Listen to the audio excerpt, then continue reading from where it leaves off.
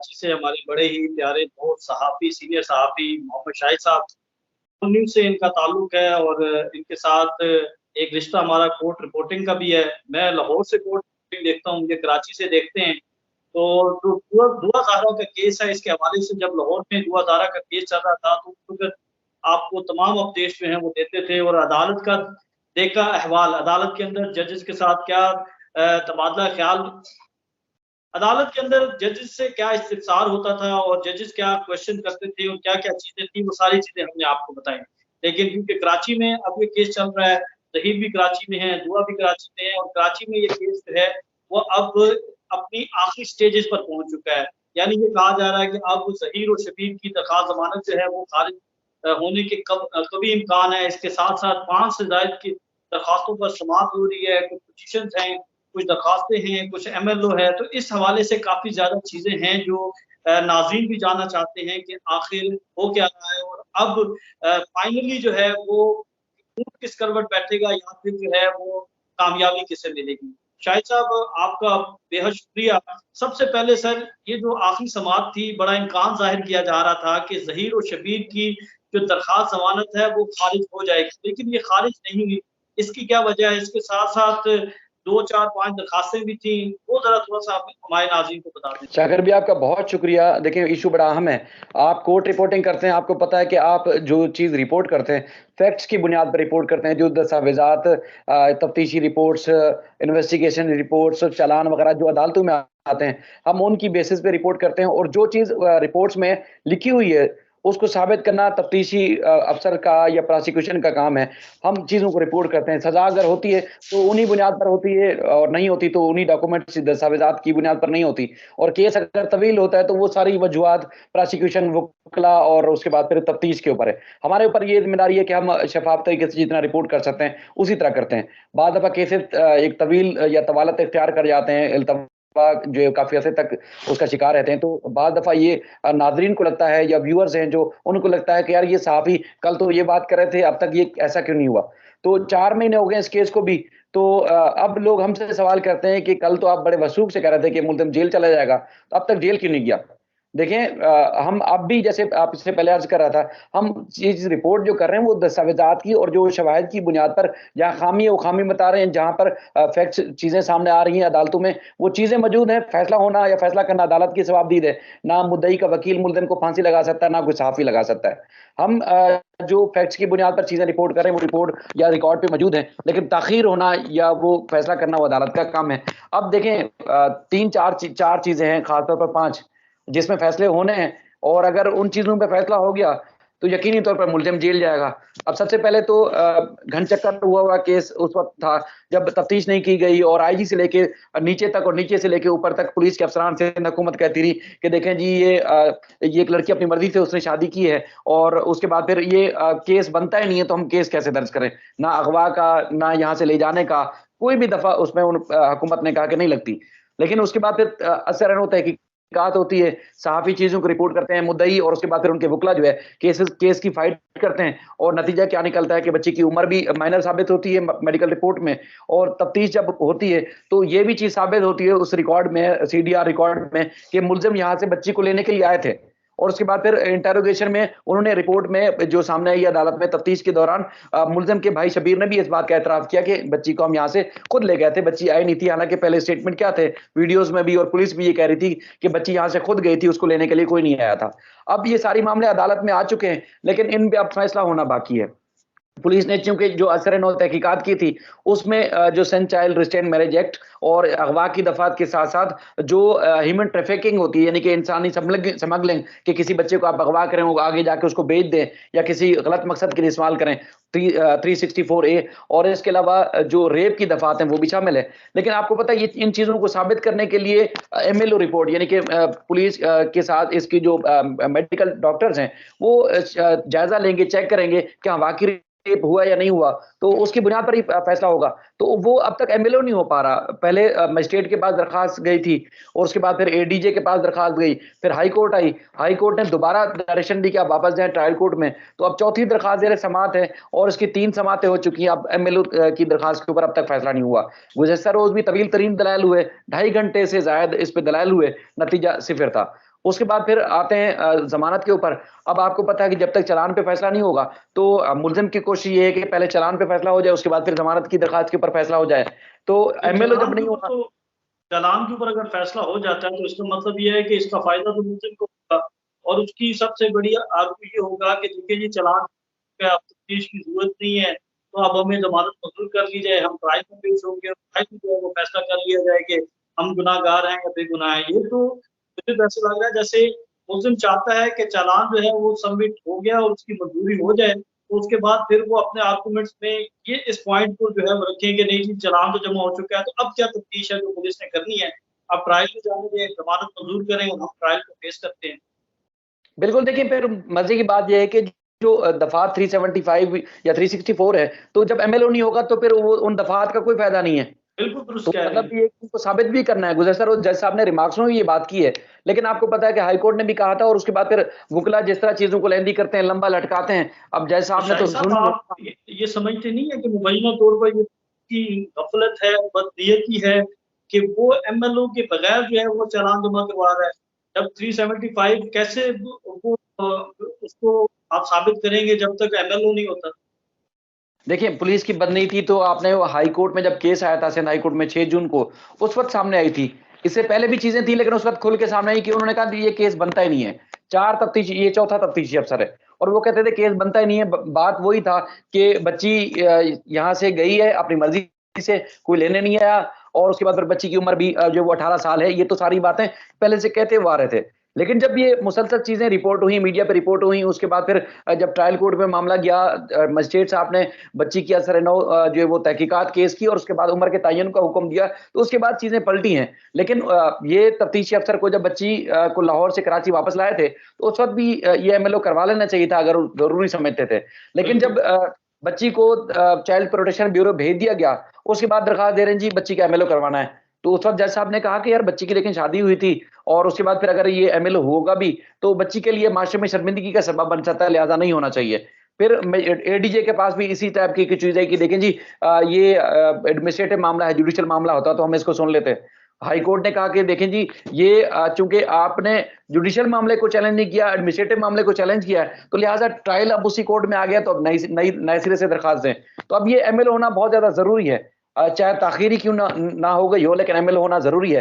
अब हमारे कुछ सोर्सेज़ बताते हैं, देखिए जी पहले सबसे पहले जज साहब ने माइंड बना लिया है, अब उनको समय तो आ गई है, ज़ाहिर है वकील वुकला को टाइम भी देना पड़ता है कि वुकला जब कहते हैं कि जी हमें कुछ तैयारी के लिए, केस की तैयारी के लिए कुछ हमें मोहलत दी जाए, तो उन्होंने मोहलत तो दी है, लेकिन जज साहब समझ चुके हैं कि पहले क्या होना चाहिए। पहले एमएलओ की दरख़्वास्त के ऊपर फैसला होना चाहिए, फिर चालान के ऊपर फैसला होना चाहिए, और उस तीसरे नंबर पे मुल्ज़िम की दरख़्वास्त ज़मानत के ऊपर फैसला होना चाहिए। इसके बाद फिर मुल्ज़िम चाहता है कि 164 का बयान हो, कराची में बच्ची को जब मुंतकिल किया गया था, तो उसका बयान होना ज़रूरी है, और उसके बाद फिर बच्ची से मेरी मुलाकात भी कराई जाए। तो जो 2 बाद वाली दरख़्वास्तें हैं मुल्ज़िम की तरफ से दायर की गई हैं, उस पे फैसला बाद में होगा। जो हमें पता चला है, पहले ये होगा कि पीर के रोज़ ही इस पे ख़ास तौर पर फैसला होना है कि बच्ची का एमएलओ जो है वो करवाया जाएगा या नहीं करवाया जाएगा।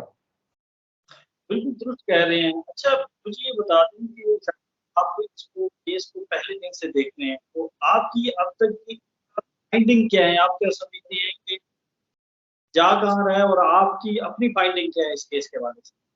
शाकिर भाई देखिए केस तो मजबूत है। जब ये झूठ बोल रहे थे 4-5 चीज़ों में, जो बड़ी चीज़ें थी कि बच्ची खुद गई है, उसको कोई लेने के लिए नहीं आया, बच्ची की उम्र 18 साल है, लाहौर में अदालत में जो है वो निकाह हुआ है, ये 4-5 चीज़ें सारी एक-एक करके झूठ साबित हुई हैं। सीडीआर में सामने चीज़ आई है, मेडिकल रिपोर्ट के सामने बच्ची की उम्र का तयन हुआ है, 18 साल उम्र नहीं थी, नियरेस्ट टू 15 ईयर है, और उसके बाद फिर ये बात उन्होंने बाद में तस्लीम भी की है कि जी वो ठीक है, अगर लेने गए थे लाहौर से कराची तो क्या फ़र्क पड़ता है? सारी चीज़ें वो बाद में मानते भी रहे हैं। अब मामला ये है कि केस बना हुआ है, केस के अंदर जान भी है, लेकिन चलेगा, ट्रायल शुरू होगा तो उसके बाद फिर मुल्ज़िम को सज़ा, और उसके बाद अगर बरी होगा, तो बरी होगा। लेकिन ट्रायल शुरू नहीं हो पा रहा। ये तो आपको पता है कि ये सिर्फ़ कराची या सिंध की अदालतों का मसला नहीं है। ये पाकिस्तान के किसी कोने में भी, चाहे लोअर जुडिशरी हो या अपर जुडिशरी हो, चले जाएँ तो इस तरह का ये निज़ाम अदल में आपको पता है खामियाँ नज़र आती हैं। वुकला छोटी-छोटी चीज़ों को बहाना बना के लंबी तारीखें लेके चले जाते हैं, या कोई फेस वैल्यू वाला वकील है, तो वो आता है, वो कहते हैं ना कि ये मशहूर है पाकिस्तान में कि जब अच्छे मुँह मत्थे वाला वकील हो, तो उसका डेट भी फिक्स होती है, टाइम भी फिक्स होता है, फैसला भी फिक्स होता है। लेकिन अगर कोई एक मजलूम बाप, मजलूम खानदान या मजलूम मुतासरा फैमिली जब उसको इंसाफ लेना हो, तो वो उनका ना कोई डेट फिक्स होगी, ना फैसला फिक्स होगा, ना कोई उनका जो है वो टाइम फिक्स होता है, तो इसी तरह वो साल धक्के खाते हैं। अब 4 महीने हो चुके हैं, 4 महीने में अब तक केस का ट्रायल ही नहीं शुरू हुआ, तो अब अंदाजा लगाएं कि जब ट्रायल शुरू होगा तो उसके बाद फिर क्या होगा, लंबा लटक सकता है। तो इस तरह तो फिर आपको पता है पाकिस्तान के इदारों के ऊपर लोग उंगलियां उठाते हैं। अब हम सहाफ़ी जब चीजों को रिपोर्ट करते हैं तो फिर कहते हैं जी ये देखें, कोई कहता है लिफाफा सहाफ़ी है, कोई कहता है ये इदारों से नफरत करने वाला सहाफ़ी है। क्योंकि मसला ये है कि असल चीज तो इदारों में बैठी हुई है, काली भेड़ें जो इदारों में बैठी हुई हैं, अगर वो ठीक हो जाए तो फिर ये तो अदालतों में मामला जाए नहीं। पुलिस आपको ब्यूरोक्रेसी अगर आपको आपकी दहलीज के ऊपर इंसाफ फराहम करना शुरू कर दे, तो फिर अदालतों में केस क्यों जाएंगे? आपकी हुकूमत, आपके इदारे, आपकी पुलिस सारे इदारे आपको दहलीज पे इंसाफ ही नहीं देते, तब भी तो मामला अदालतों में जाते हैं। जो आपको अपनी फर्ज की अदायगी पूरी करके आपको आपकी दहलीज के ऊपर आपको आपका हक नहीं दे रहा, तो अदालतों में वो आपको क्या इंसाफ दिलवाएगा? यकीनी तौर पर रोड़े अटकाएगा। तो इन केसेस में भी रोड़े अटकाए जा रहे हैं। अब रोड़े अटकाए जा रहे हैं तो अब कुछ कह नहीं सकते, लेकिन हम कोशिश करेंगे जिस तरह पहले दिन से केस को रिपोर्ट कर रहे थे, मजीद भी रिपोर्ट करते रहेंगे। इल्तिवा की आप बात की जाए तो हमारे यहाँ लाहौर में राना सनाउल्लाह का केस है, इसमें तो 3.5 साल से फर्द जुर्म ही नहीं आयद हो सकी। तो ये हमारी निज़ाम इंसाफ पेचीदा है, बोसीदा है, और तफ्तीश के निज़ाम में इतने सुकुम मौजूद हैं कि आप हर सुकुम से जो है वो फ़ायदा हासिल कर सकते हैं और केस को कई साल तक इल्तिवा में लेके जा सकते हैं। ये तो कोई दो राय नहीं है, मैं इससे आपके साथ बिल्कुल मुत्तफ़िक हूँ। अच्छा, जो फैमिली है मुल्ज़िमान की, वो ये कहते हैं कि हम मासूम हैं, हमने कोई गलती नहीं की। आप क्या समझते हैं कि ये आपको मासूम लगते हैं? शाकिर भाई, अगर बच्ची को यहाँ से ले जाके स्मगलिंग करने का इरादा नहीं था, वो तो मान लिया नहीं था, लेकिन जो तरीकाकार है ना वो गलत है। आप और हम अगर अभी बैठे हुए ना डटे हुए हैं कि सिंध में कानून है कि 18 साल से कम उम्र की बच्ची की शादी नहीं हो सकती, पंजाब में कि 16 साल के कम उम्र की बच्ची की शादी नहीं हो सकती। अब इस किस्म का जो भी केस आएगा, आप चीज को रिपोर्ट करेंगे। आप शादी के खिलाफ तो नहीं है ना कि भाई भले हुकूमत जो 10 साल की बच्ची की शादी अलाउ कर दे, हम कौन होते हैं उसको रोकने वाले? हम ये कह रहे हैं कि जो कानून बनाया गया है उस पर अमल दरामद नहीं हो रहा। अब उन्होंने जो कुछ किया है वो गलत किया है, उसका तरीकाकार गलत था, उसकी वो जिस तरीके से अगवा करके और आप सीडीआर की जो हम चीजें सामने लाए थे, वो मतलब इस तरह लेके गए हैं कि जैसे पहले माँ आई थी, उसका सीडीआर यहाँ का कराची का मौजूद है, कि वो पूरी रैकी की गई, पूरी एक मतलब पूरे गैंग की तरह वारदात डाली गई। यहाँ से जब ले गए तो किसी हाईवे के किसी रास्ते से नहीं लेके गए, वहां 3 सूबों में घुमाते रहे। आईएसआई को सिंध हाईकोर्ट ने ऑर्डर दिया था, घुमाते रहे, मतलब हर चीज झूठ बोली। अब मामला ये है कि जब वो कहते हैं ना कि हमारे इदारों में, चाहे आप सियासतदानों को तो आप रोज ही देखते हैं, जब दुम पे कहते हैं ना कि पांव पड़ता है तो उस वक्त ये मजलूम बन जाते हैं। लेकिन उसके बाद जिस तरह की लूट मार मचाई हुई आपके सामने नहीं है। आज अगर पूरा मुल्क सैलाब में डूबा हुआ है, किसकी? आपकी मेरी गफलत लापरवाही है, या उसकी बेचारा जो डूब रहा है उसकी गफलत लापरवाही है? ये तो इदारों की है ना, जो ऊपर हमारे ऊपर राज करते हैं। लेकिन जब इनके ऊपर इनकी रस्सी को आप टाइट करेंगे तो उस वक्त ये मजलूम बन जाते हैं। तो ये भी इसी तरह, ये जो मुलजिम की फैमिली है इसी तरह मजलूम बनने की कोशिश कर रही है।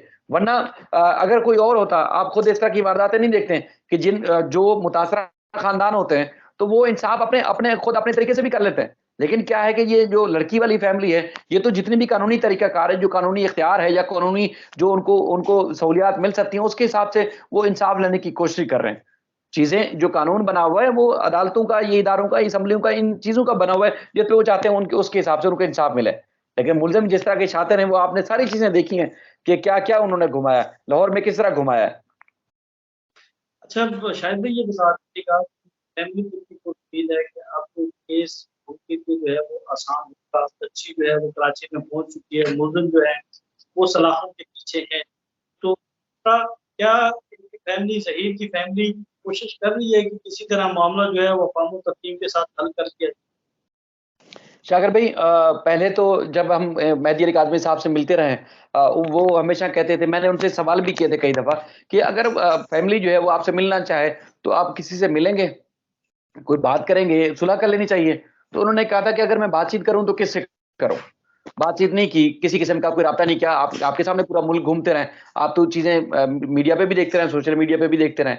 उसके बाद मुल्ज़िम ने जो मेहदी अली काज़मी साहब है उनको मैसेजेस या व्हाट्सएप पे कॉल्स करना तब शुरू की जब वो मुकम्मल तौर पर फँस चुका था, यानी कि जब उसको पता था कि अब मैं छूटने वाला नहीं हूँ। तो 21 जुलाई को जब कराची से उसने अबूरी ज़मानत हासिल की, वहीं एबीसीसी के दफ्तर में बैठ के वो व्हाट्सएप कर रहा है और बाबा, बाबा बुला रहा है कि मतलब अब मेरे अब्बा भी आप हैं, मेरे नाना भी आप हैं, ताया, चाचा, सब कुछ मेरे सारे रिश्ते आप हैं, तो लिहाज़ा आप मुझसे आके ज़रा एबीसीसी के दफ्तर में बैठा हूँ, मुझसे आके मिल लें। तो अब इस नहज तक केस पहुंच चुका है, तो आप समझ सकते हैं कि क्या उस मुतासरा फैमिली को उनसे सुलह कर लेनी चाहिए, मिल लेना चाहिए था।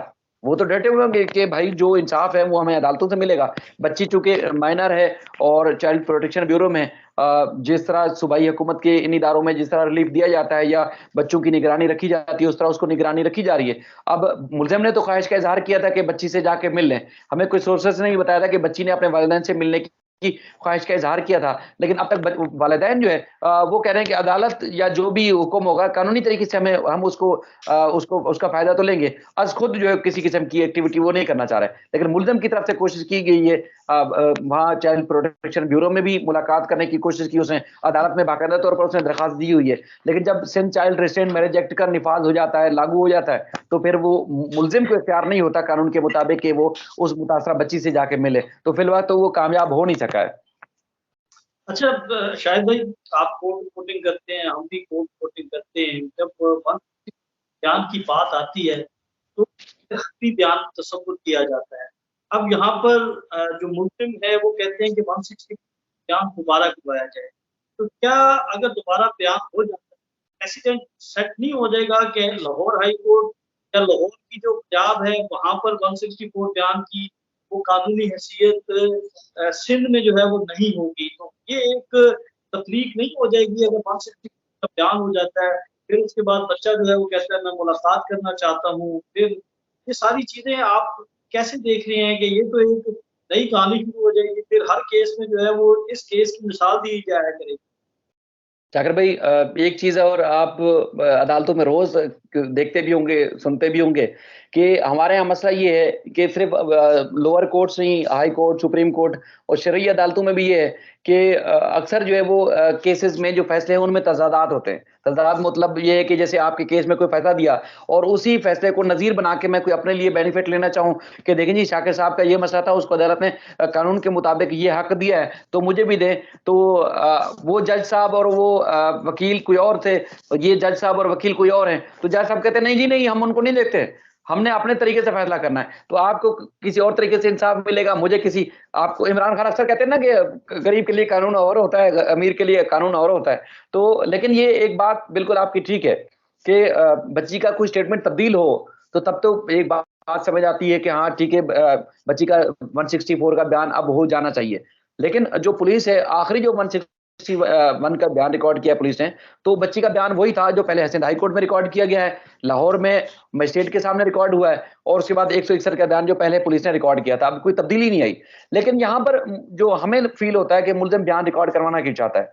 आपको याद होगा कि सिंध पुलिस जब ये एक्टिविटी हुई थी, महकमा दाखिला ने लाहौर के महकमा दाखिला को खत लिखा था कि देखें जी, बच्ची माइनर है और आपकी वहाँ ज़हीर के पास है या मुल्जिम के पास है, तो सिंध पुलिस आ रही है, इनकी ज़रा मदद करें। तो उस दौरान मुल्जिम की तरफ से गेम क्या चलेगी कि बच्ची से मजिस्ट्रेट के सामने में दरखास्त दिलवाई कि मेरे शौहर के साथ हालात कुछ नाखुशगवार हैं, अच्छे ताल्लुकात नहीं है, तो लिहाजा मुझे दारुल अमान भेज दिया जाए। तो जब पुलिस लेने के लिए गई तो बच्ची मुल्जिम के पास से बरामद नहीं हुई, दारुल अमान से बरामद हुई।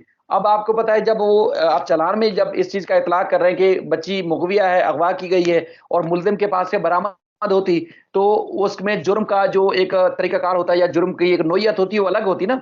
मतलब उसकी मुगविया की का अगवा साबित हो जाता है कि हाँ, मुल्जिम के पास से बच्ची बरामद हुई है। लेकिन उन्होंने चालाकी क्या की थी कि बच्ची को दारुल अमान भेज दिया। अब बच्ची रिकवर हुई है दारुल अमान से, मुल्जिम के पास से बरामद नहीं हुई। अब ये चाह रहे हैं कि एक बेनिफिट जो लाहौर में लिया है इन्होंने, अब बच्ची का अगर दोबारा से 164 का बयान हो जाता है, तो मुल्जिम की ज़मानत में कन्फर्मेशन के लिए 164 का बयान इनके काम आ सकता है कि देखिए जी, बच्ची तो अपनी मर्ज़ी से आई थी, हमने तो उसको नहीं लेके गए। तो लिहाज़ा केस चलता रहे, लेकिन हमारी ज़मानत कन्फर्म कर दी जाए। तो ये उनके वकील भी ज़ाहिर है इस तरह के मशवरे देते होंगे और माशरा भी इन चीज़ों को समझता है। और मुल्जिम ने कहाँ-कहाँ बच्ची को अपने फ़ायदे के लिए इस्तेमाल करने की कोशिश की। अब आप भी जान चुके हैं, अवाम भी जानती है। अब अदालत ने फैसला करना है कि देखिए जी, ये बाकायदा वाक़ई ये हो जाएगा कि 4-4 6-6 दफ़ा एक बच्ची का बयान हो रहा है, तो अदालत को नहीं चाहिए कि वो मुल्ज़िम की दरख़्वास्त मंज़ूर करे। कानूनी तौर पर तो नहीं करनी चाहिए, वरना कल को कोई और वारदात होगी, फिर यही सारा एक प्रैक्टिस जो दोबारा होगी तो शायद नुकसानदेह हो सकता है हमारे माशरे के लिए। जी बिल्कुल नाज़रीन, हमारे साथ सीनियर सहाफ़ी मोहम्मद शाहिद साहब मौजूद थे और उन्होंने बड़ा तफ़सील से बताया। एक तो की कार्रवाई बताई, उसके साथ-साथ एक थोड़ा-सा राउंड अप भी किया ओवरऑल ये सारा मामला कैसे शुरू हुआ और अब कहाँ तक पहुँच गया है। 25 अगस्त को जो है वो भारत जो अबूरी जमानत दी हुई है मुलजिम शब्बीर और मुलजिम खतीब ने, उस पर जो है वो फैसला मुतवक्किल है। इसके साथ-साथ चालान के हवाले से भी ये फैसला हो सकता है कि अगर उस चालान में कुछ खामियाँ, कोताहियाँ या वो इनकम्प्लीट है, तो प्रोसिक्यूशन जो है वो वापस भेज सकती है। इसके साथ-साथ जो सबसे अहम है, वो एमएलओ की दरखास्त है, क्योंकि इसके ऊपर जो है, ये सारा चालान भी जो है वो खड़ा है, क्योंकि जो-जो इल्ज़ामात लगाए हैं, उसके बाद फिर वो सारे वहीं से जो है वो एमएलओ जो है उसके बाद फिर सारी कहानी शुरू होगी। 29 तारीख बड़ी अहम है, इसके हवाले से फिर हम 29 तारीख को दोबारा जो है वो तकरीब देंगे शाहिद साहब को, और जो अदालती कार्रवाई है उससे मुतल्लिक भी आपको बताएँगे, और केस किस सिमत जा रहा है।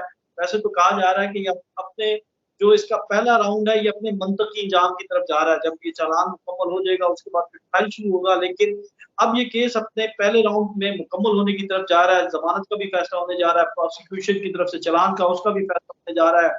एमएलओ का भी होगा, 164 के बयान का भी होगा, और फिर दरख्वास्त दी हुई है मुलाकात की। तो ये 5 दरखास्तों पर फैसला जो है वो अगली समाअत पर मुतवक्किल है। अगली समाअत तक हमें इजाज़त दें, तब तक के लिए अपना ख्याल रखिएगा। अल्लाह हाफ़िज़।